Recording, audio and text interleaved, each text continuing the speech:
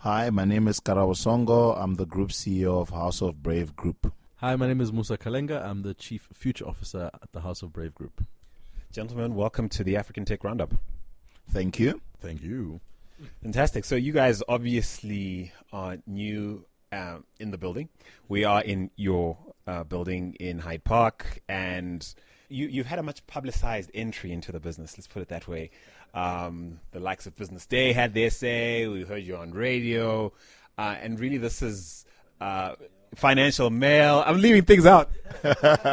Yeah, it is. And it's growing. Yeah, so Karabo's not having it. He's like, no, Financial Mail too.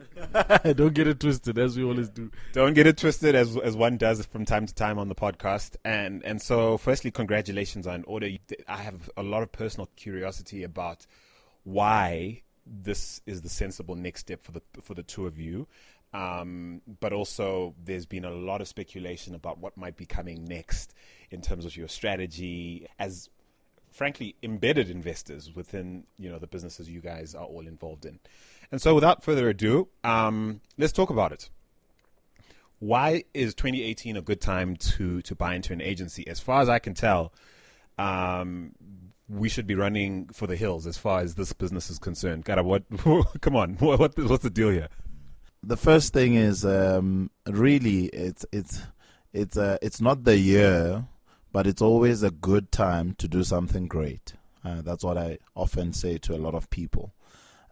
So the dynamics of the current year change from time to time. We may have a different outlook come June on the economy, on economic performance, etc.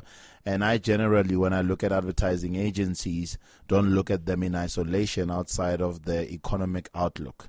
So it's always as a whole and not in isolation. So maybe going back to the issue of why would we do the transaction, etc. My primary reason is that myself and Musa have for the longest time been asking ourselves a key question of how are we actually going to impact this industry that we work in a major way, and then two, just generally the South African operational environment for young learners and young talent coming up. And that for us largely includes the marketing and communications industry, but our interest is much broader than that in terms of providing a solution. As our recently appointed president said, to Mamina. So we really do see ourselves playing a larger role.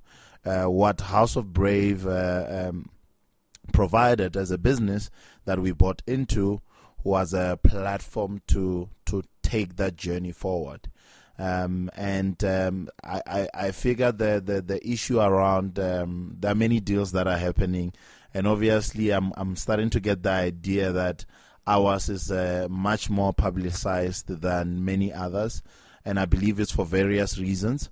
But I think most importantly, it's for the fact that we've taken an outlook on a much bigger vision for our role as a business in society than the service that we sell.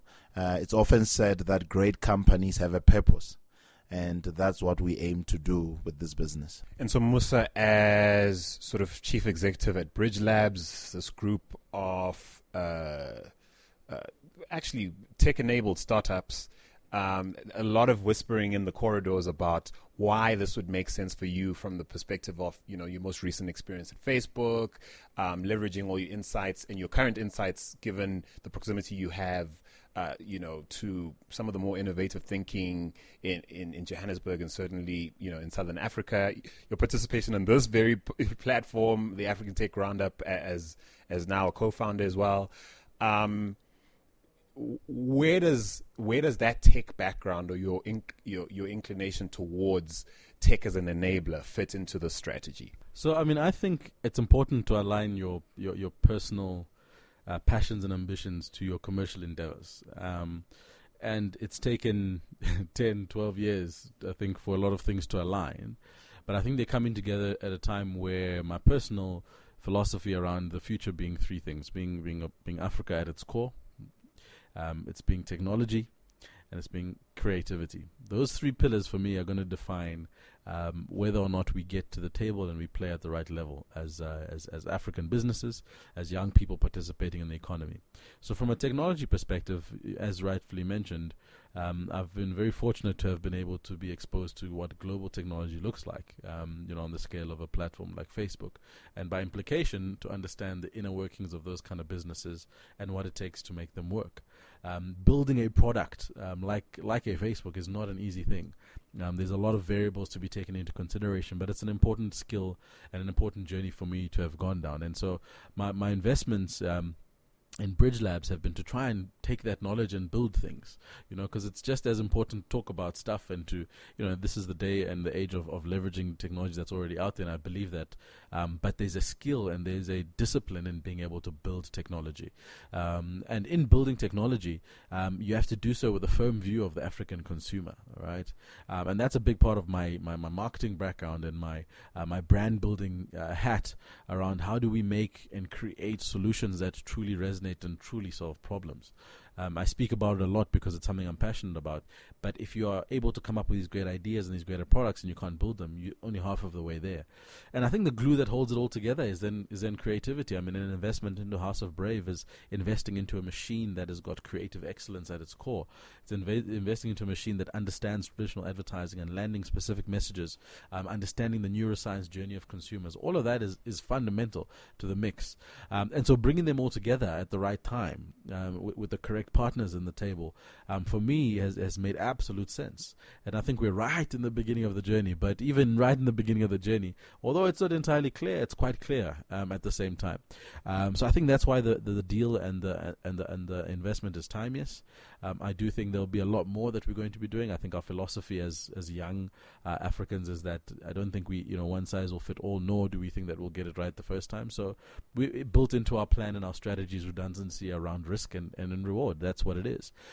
So from that perspective, there'll be a lot more activity that'll be in the public eye. But we're moving very quickly. So it's an exciting time. The most interesting thing that is happening with where the space that Musa finds himself with the products and the tech development is that you always need a strong reseller model. Now, how these two organizations potentially feed off one another is that if everyone can focus on what they're expertly good at, and we are good at reselling, they're good at tech, it can create a wonderful marriage, because one of the issues that really burdens small business, whether it be tech companies or new products on the market, is actually a very clear sales path to decision makers. Now, one of the big areas of monetizing the technology that the guys build at Bridge Labs, etc., is actually getting advertisers on board. Now, it only makes sense to actually associate yourself with a very powerful marketing and communications house. So you've alluded to in your comment now the question of scale, and I think the role of tech to deliver results at scale, or to plug your clients, as it were, into large scale commerce. And so I guess my question to you, given what we know about the challenges of what's essentially a consulting business as far as advertising is concerned, right? And all the pain points that consulting businesses of all kinds, advertising agencies included, are struggling with. Talk to me about the way you think about scale and growing a business like this within the context of all the challenges of growing such a business in this day and age. So, I mean, more than it being consulting, what a box we often tick off in the bidding process is professional services. Right. So we are largely referred to as a professional services businesses. So where we find ourselves is the advent of AI, big consulting firms, etc., is leading to a point where a portion of professional services and the easier tasks are being pushed to being automated. So let's start there.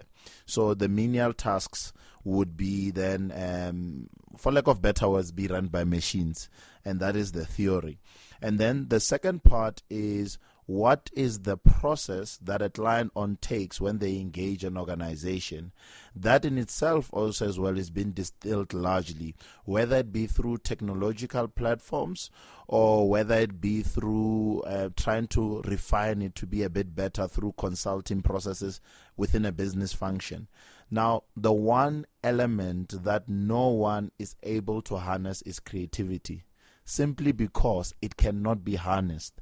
And why this creative element is important is because it affects everything else down the chain.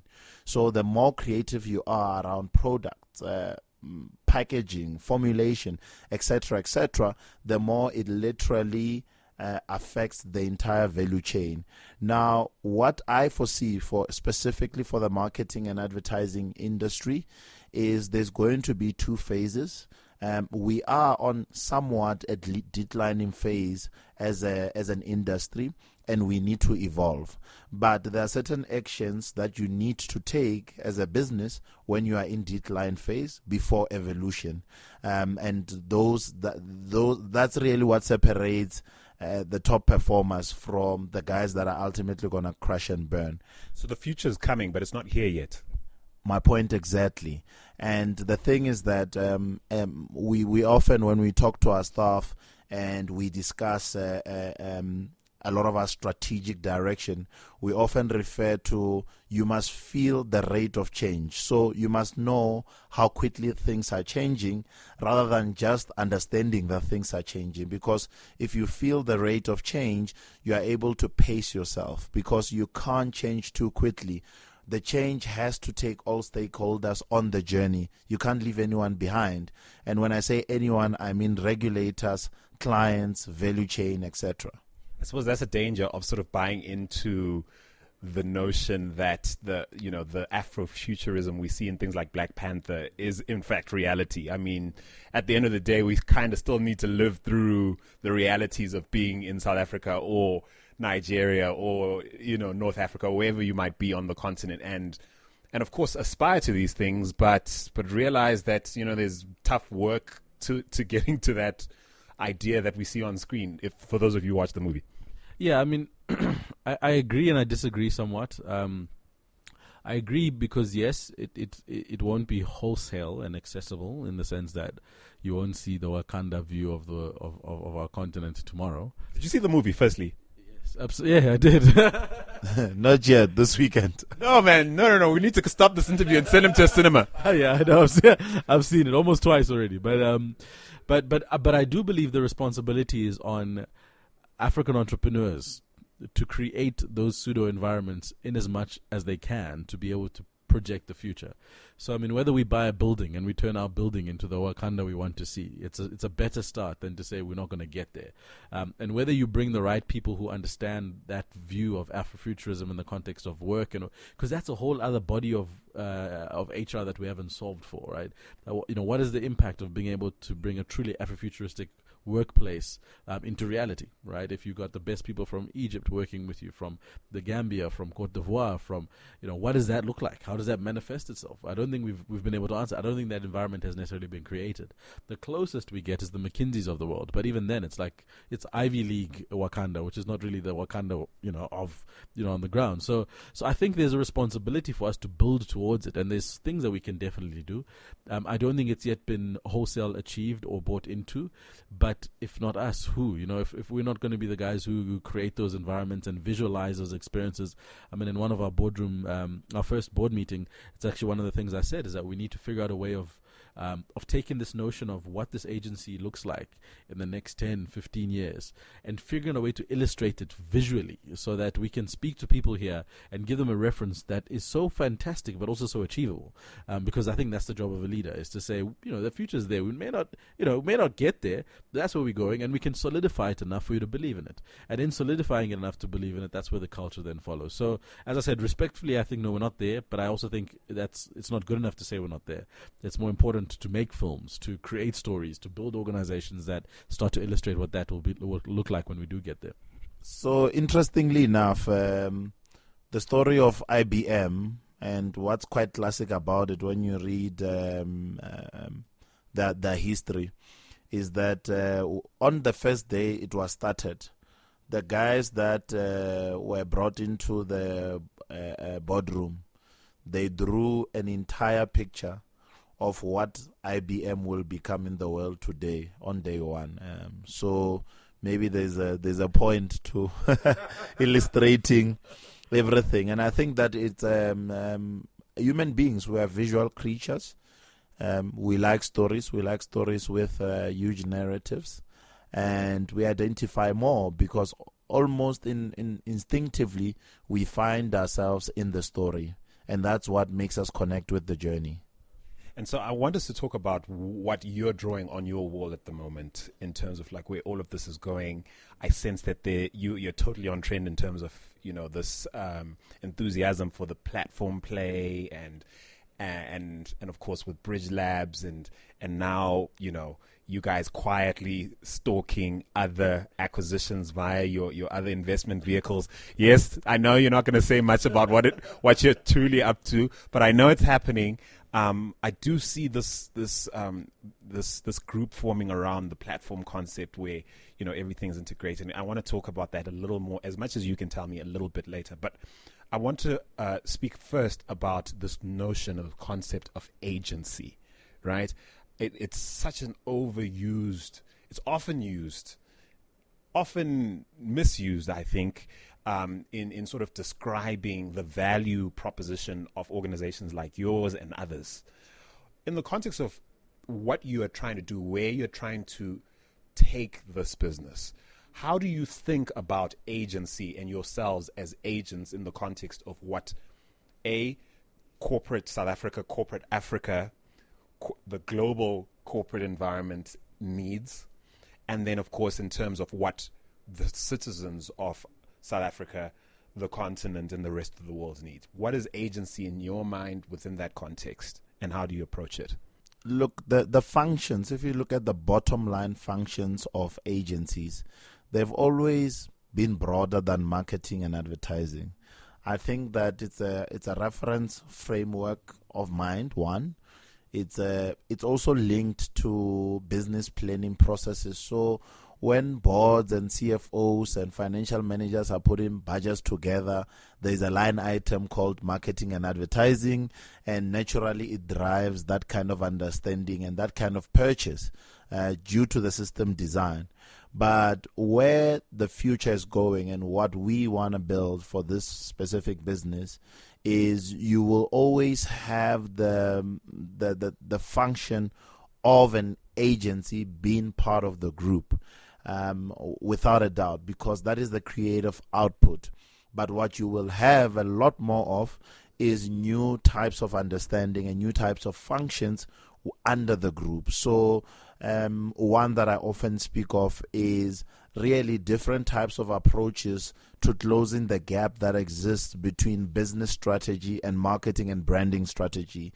I think the age where agencies are invited to conferencing with entire business units and are only involved in marketing and advertising segments are over. Agencies should be sitting throughout everything, throughout pricing, throughout product discussions, throughout all these elements that literally affect the business, throughout finance discussions, etc., so that they can bring their understanding to the business and elevate creativity as a very functional part of the business across all business functions. Another part... So wait, McKinsey is listening, Accenture is listening, flippin' Bain is listening, and they're thinking, oh my word, they're coming for us. Should they be worried? I don't think that they should be worried. I think that they should be calling to collaborate. I think it's they've got something that they do extremely well that we do, maybe the market may perceive to a medium-term level. We've got something that we do extremely well that they are looking for and they're trying to understand. The world is going to be collaborative in system design. That is almost a guarantee. So what we need to do more of is find ways where we can work towards a common value instead of currently how we are working, where we are having our input only being paid and remunerated for our input. So we need to literally really realize the creative effect of creativity on value chain. That's essentially it. We innovate, we create ideas that make companies hundreds of millions, even sometimes billions, from an agency perspective, but we don't get the true value. So how do we then open ourselves up so that it's not about who delivers the solution to earn the value? We know that ultimately we are all getting value, and we simply focus on client to get solutions. So Musa, given all that, and given your role as Chief Future Officer, which is a title I'm not familiar with, I know you maybe in unpacking, in answering this question, you might help us think or understand what it is you're here to do or contribute. But given what what Karabo just said, how do you? What's your framework for what's in and out of scope in terms of what this business will need, and presumably the things that you need to pursue, the partnerships you need to reach for, the teamwork, or the extent to which people are competitors or potential collaborators, the extent to which an industry is way outside of your lane versus something you should be trying to bring into the fold. What's your framework for working stuff like that out? I think it's two things. It's given our core capabilities, our core and ancillary capabilities, what is the scope of value we can create? Okay. Now, why that's important is that being a marketer or being a brand builder or being a whatever in terms of a professional designation has allowed you to have a particular skill set which people will pay you for, and in the agency context they may pay you per hour for that thing. The way the world is now is that particular skill set in a different collaborative context can actually generate revenue, provided you're creating the value. So capabilities matched to value is really, for me, where the line gets drawn. And that's an important conversation, because in that, there's also a lot of decisions about what you're not going to do, which I think is a more important conversation. Because, yes, you could say because we're generalists at heart and we can understand a number of different things about a business value chain, we should be doing everything, which I don't believe. I believe that you should focus where you can deliver the highest impact. So my reference point coming into this relationship and into this dynamic is marketing as a base view of the world. Really allows you the advantage over people that were in predominantly traditional spaces like accountants, who were in very number-driven spaces that avoided things like gut feeling, avoided things like intuition, because I think that becomes a stronger value proposition. And marketing at its core also allows you, if you've spent the time honing and harnessing the other components of your skill, allows you the ability to draw correlation between unrelated variables. You're really bringing something interesting here. Like, you're speaking about marketing as a science, really, more than a practice. Yeah, and I, even for someone like me who sort of operates within that realm, I don't know if I enough or consider it a science sufficiently enough, or at all, if at all, sometimes. Absolutely. Well, that's exactly the opportunity, and I think there's been some narrative in the market for a long time about marketers losing their place at the at the business table, and it's because they're evolving. The mentality hasn't evolved past golf days and colors, and I've said it a number of times. I've said if the marketers that truly understand what they have in getting consumers and how they can take that and leverage that into business, those are the ones that are going to be really, really great. The opposite is not always true. You do get one or two great examples of accountants that then start to understand consumers, and that's typically the cross-pollination of skills, the cross-pollination of worlds, and that's where the future is. The future is in saying, what in neuroscience is interesting about this, and what in healthcare can make a solution? What in technology and logistics versus film? What comes together when we put those things? So I really think that's where the future is. And to have those kind of conversations, you need to have a critical mass of people that think that way to enable the value to be unlocked. If the value can be unlocked, you need a machinery that can then deliver that value, whether you're building it, whether you're advertising it, whether you're PRing it, no matter what, you need the machinery to deliver that. But it starts from that premise that capabilities, by their very notion, are defined as a box. And so we need to challenge capabilities. And then when we got an understanding of our capabilities, then we link it to the value we can create. And then the concept of agency becomes a non-starter, because then the role of an agency is a lot bigger than, yes, creating a 30-second TV ad. It becomes getting to the core of being able to drive business results for any organization. And then are you really an agency? No. And that's what the chief future officer role is about saying, what is it that we need to be thinking about to be the best version of ourselves in the future, of which we can't define right now, right? And it's not something that most founders and owners can spend time doing because, they need to deliver on operational KPIs, blah, blah, blah. But it's wholly acknowledged that it's an important role to have in any business that's planning to be sustainable in the future. And I think to add on to that, I mean, one of the key functions within our group that we have is one on behavioral change, and then two on neuroscience marketing. So we actually make it quite a science in everything that we actually deliver. And it's not new concepts. They've been around the world. They've just been lightly practiced by the influx of new marketers on the marketplace. So we do a lot of support work in helping, firstly, educating our clients. Let's start there.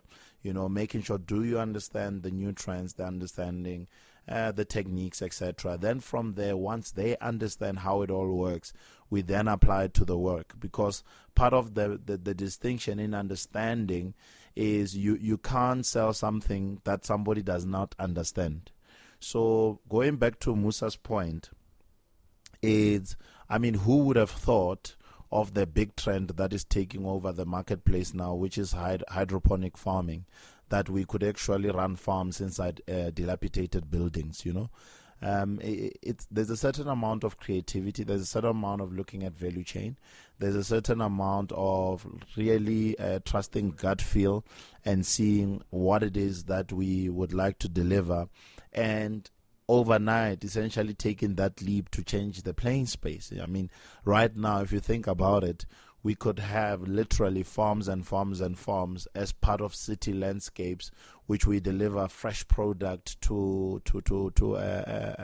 consumers, and really, launch new brands, elevate the marketplace in terms of product experience and quality, and regulate a number of things, such as infections and conditions of the product, and the time it takes to actually get the product across, and it has a much broader, not only from a positioning perspective, but social impact as well. And that's what we believe is creativity. And there's no one agency / consulting outfit that could deliver on that without sort of a level of collaboration or appreciation for what's required, a multidisciplinary approach, I guess. Absolutely. No one in their single function developed the ultimate solution, but the solution required a number of people to look at various different types of things. And what's amazing about finding truly impactful solutions is that they've got really multiple ways of being applied in society. So going back to the hydroponics example, what else can we do with that particular technology or function? Where can we utilize it? Can we actually start asking government to build farms in disadvantaged communities to actually feed them for free, instead of paying them actual grants? And there's just so many possibilities when you start thinking about it, that literally we are going to literally play part of the value chain in changing the world and in transforming organizations. And so I'm going to change tack a little bit here and talk leadership. What's it like to be a boss? In a new role, this business was founded by 3 individuals who obviously wrote something on their wall back then about where things would go and how things would work and how this big dream would pan. Presumably you weren't part of that dream at the time. You come in as significant shareholders now, but on your way to growing that shareholding, and also as executives within the organization. What are you pulling from? What would you say maybe the top 2 or 3 things that you pull from your executive experience, your leadership experience from previous gigs? What would you say are the top 2 or 3 things that you're drawing on now to be hopefully someone hopefully described on the other side of this door as, my boss is just he's so dope. So I think firstly the acknowledgement that you come into these relationships standing on the shoulders of giants. I mean, the founders obviously took a risk. They started a business. They created value, and a big part of the cultural ethos that they tried to ascribe to was this notion of bravery, of breaking from your point of reference, your comfort zone, and taking the risk, which I think we both identify with, myself and Karabo. What I think is important to bring into this context to respect that position and to grow into our own direction and our own comfort space is for me I've always had the same approach relating to people, to human beings. Organizations are just a bunch of human beings that believe the same crazy vision. It's proven to me time and time again. So the important thing is that you approach a new context with your eyes open and sensitive to the individuals in that context. I think there can be a lot of noise. There can be a lot of things, and there's a lot of excitement. There's definitely the Cyril Ramaphosa expectation of things to change, and and that's great. That's human nature. But it's always important to listen first and to spend a good amount of time listening. And the balancing act of the really great leaders is those that are listening well enough and are delivering at a level where they're building confidence at the same time. And I think we're in that slipstream now, where we're saying, we've got big ideas and big plans, but we need to pepper that with an understanding of the people that work within the organization. And at the same time, what is it that we land to show that there's directional intent, and that we are committed and that we want to see the business grow and flourish. So, drawing from my experience, that's what I found to be quite a successful combination. And I think through the process, continue to keep your finger on the pulse around the people that you work with. I think agencies, unfortunately, are notoriously terrible at really understanding what's going on with their people. I mean, the level of turnover, sometimes the speed at which people come and leave, and generally the tenure in agencies is quite short. So those are all kind of constraints based on the dominant logic around selling hours.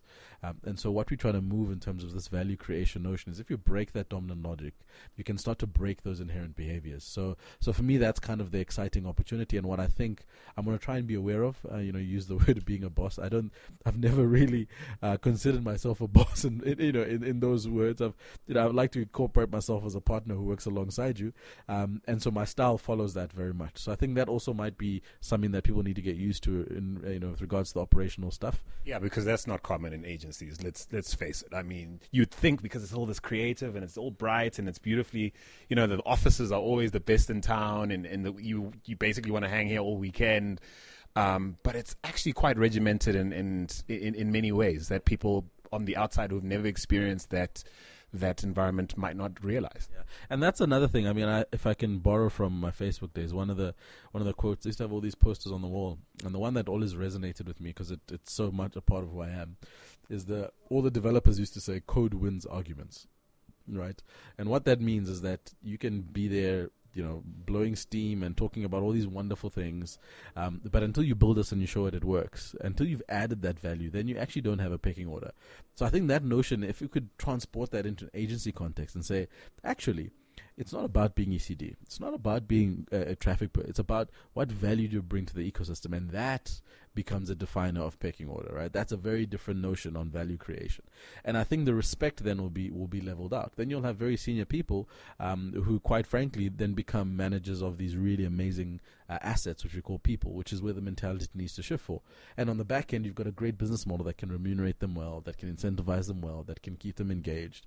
And so that for me is important in terms of shifting the way traditional agencies have approached it. So what's it for you? So for me, I'm a simple man.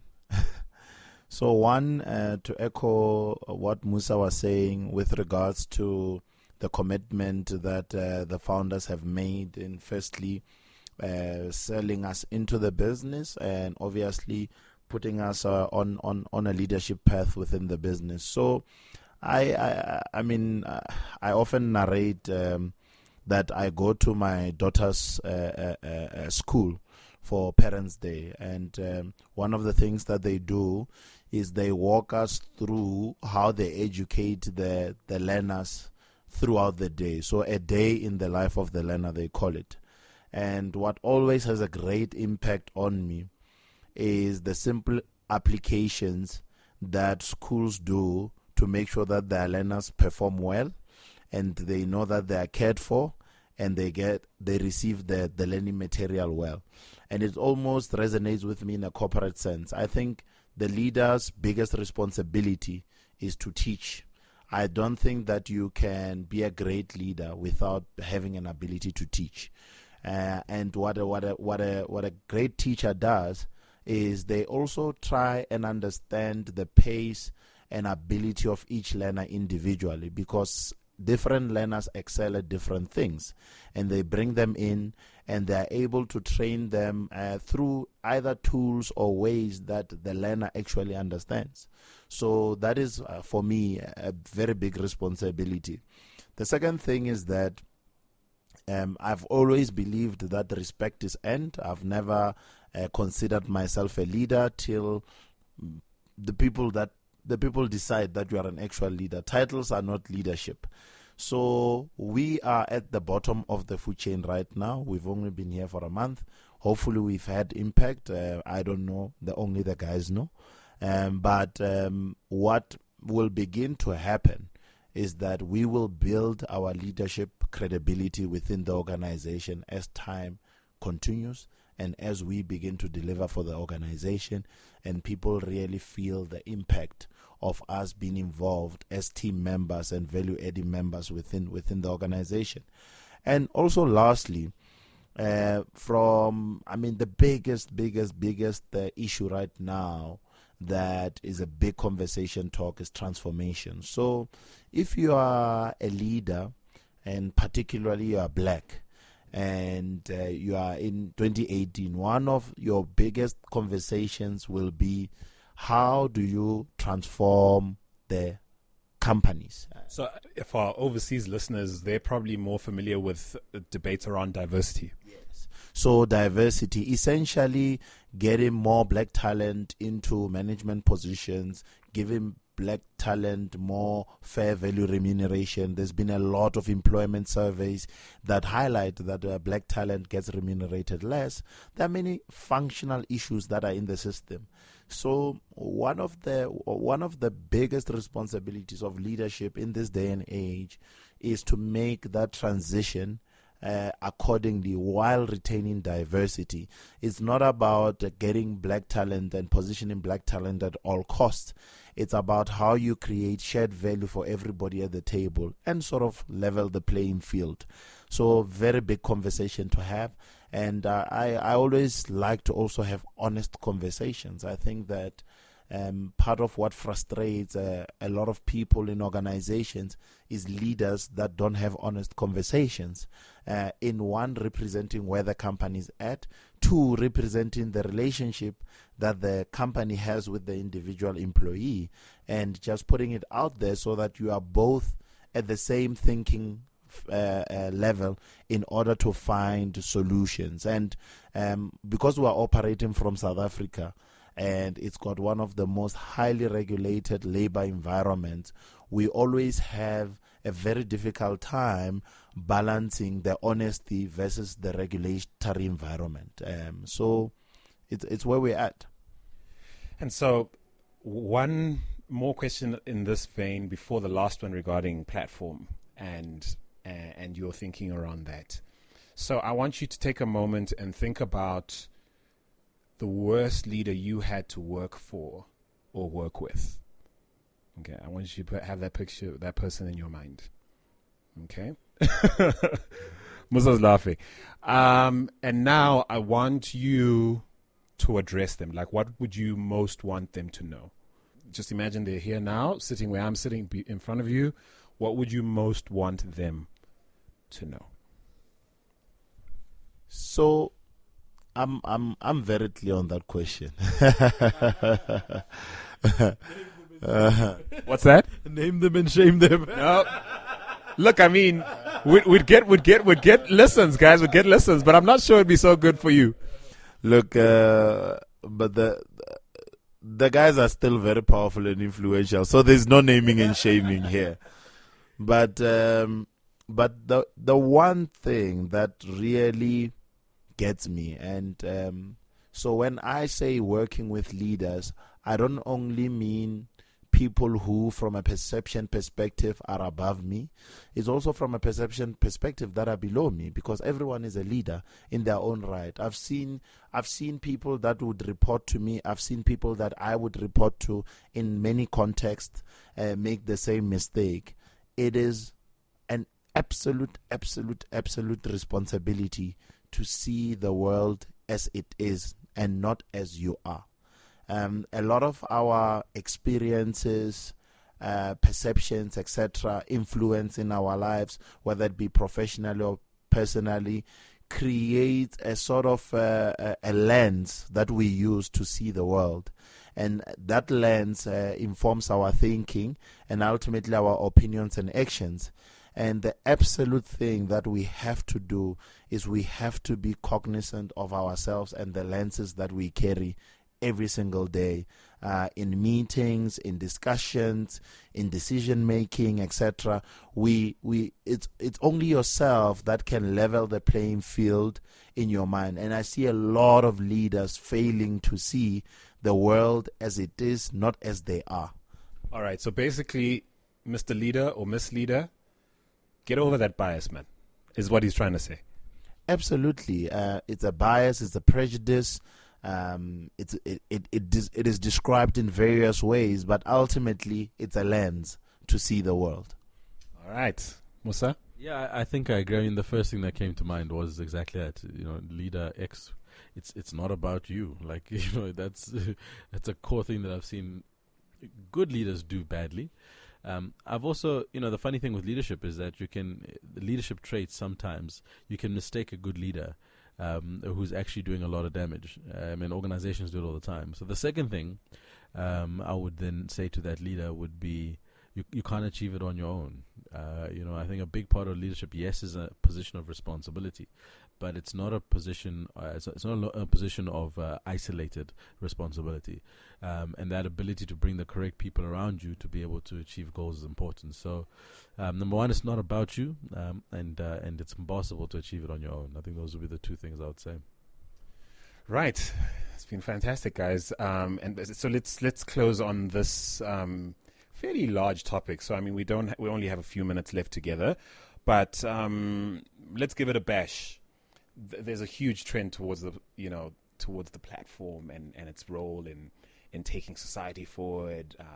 It's all over, the tech blogs. It's a lot of the VCs are talking about it.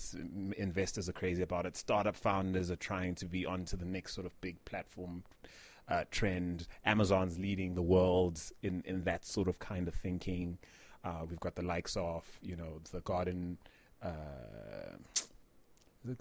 venture. We've got local examples of excellence in that space and people who are harnessing that trend. I sense you guys are onto that trend. Give me a sense of if I'm right or if I'm wrong, and how, as much as you can tell us about how you are sort of climbing onto this trend, or at least seeking to tame it. Firstly, I think that Musa should succinctly cover this, but I'll start. I'll lay the groundwork by saying this. It's not about platforms. It's about scalable solutions. Let's always think of it on that frame. So when people announce platforms, all they are simply announcing is scalable solutions. So that's where every company should be. How do we get scalable solutions into the space? For us, we are looking at a number of various issues in the marketing and advertising space. One, we say there's a very big army. We call them the freelancers are coming. They are really coming, and we need to find the solutions to work with them and to integrate them into our normal everyday operations. And I'm talking hundreds of thousands of very competent individuals. And then secondly, an issue that's very close to me is we are not recruiting talent fast enough in the space that we work in. We are not spoiled for choice, and it's an issue. And one of the things is that we have an inability to train interns into our space very quickly, very competently, in a provable way. So those are the two things that for me keep me up at night, and I believe that there are ways and to engage, and just like that I'll hand over to Musa to just take it from there. I wish I had a camera up in here, because the way they guys are looking at each other, like checking each other, making sure he's not saying too much. Yeah, there's fake news these days. We must make sure that we get it right. Platform. So I spend quite a bit of time with my kids in restaurants that have play areas, and this past weekend was no different. And what was interesting is I observed some behavior with the kids that are playing in the play areas. You've got a set of motorcycles which they will all go to and they'll play with. Then all of a sudden the motorcycle drops, and then someone gets up and goes to the swing, and then the swing gets boring. They get up and they go to the next thing. And this happens, and sometimes they come back to the motorcycle, sometimes they don't. And the reason I'm saying that is that I very much observe this notion around platforms in the same context. Is that what a platform is that it's a collection of two things. A critical mass of individuals brought together by something. Sometimes it may be technology, sometimes it may not. But their interaction and the scalability of them being brought together is amplified by technology. And the interactions then define how brands can play in that space. Right? That's the notion of a platform. If you've got the ability to bring people to a place, typically that like influencers do, but you have no idea what the interaction will lead to monetization, you've got a gap. If you've got the ability to bring people to a platform based on technology like Facebook did, but you haven't figured out how to monetize it, you've also got a gap. So the thinking is not complete until you've been able to understand those three things and have a business model at the center of it that allows you to pretty much capitalize on it. Brands will forever be asking the question around where they can get most impact for the money that they spend. And previously, television, you could argue, was a platform. Radio, you could argue, was a platform. Some people say they're media channels and their routes to market. It's arguable. But if you think about the way things have developed now, what you're buying in terms of media spend is access to a critical mass of people that are brought together that display specific behavior that leads to growth for a business. And I think that thinking allows a lot more sustainability, if you think about where agencies are coming from and where they could potentially be going. I think that kind of thinking also forces creative people to think with a more commercial hat. And I think it also forces them to have different skill sets in the conversations around problem solving. So I think there's a lot of credibility in starting to think about things in that direction. And I don't think it's misaligned with a lot of how we think about the world. But to what extent and how we'll make that come to life, well, you'll have to tune in and keep watching, right? Absolutely. Well, I was just thinking now, even as you both were talking, what would I like leaders to learn from the two of you? Like, there's some old school legacy leaders listening to this conversation, and there's the straight talk element that I really dig about you both, but also just a singularity of purpose, or a sense of purpose. I feel that's linked to far more than just sort of maximizing shareholder value and that kind of thing. And it's often lost when you if you flip the channel to like business television and they're just talking numbers and they're floating on the screen and all the talking heads about which stock dipped and which one, and we forget that great businesses essentially get that right too. And I sense that from both of you. And so that's why I wish you well. All the best. And thank you so much for granting this interview. I have so many questions, but we'll have to leave that for a later date. Thanks so much for being on the African Tech Roundup, Karabo Songo. Thank you very much. And let's do great things. For sure, man. Musa Kalenga, as always, a pleasure. Yeah, that's always fantastic. Thank you for the opportunity. And yes, as I said, to be continued. I love it. All right, guys. We will meet somewhere. On the platform. On multiple platforms. Multiple platforms. Yeah, all right. Nice. Thanks, fellas. It's a pleasure, man. Yeah, man. That's it. Somewhere. Yeah.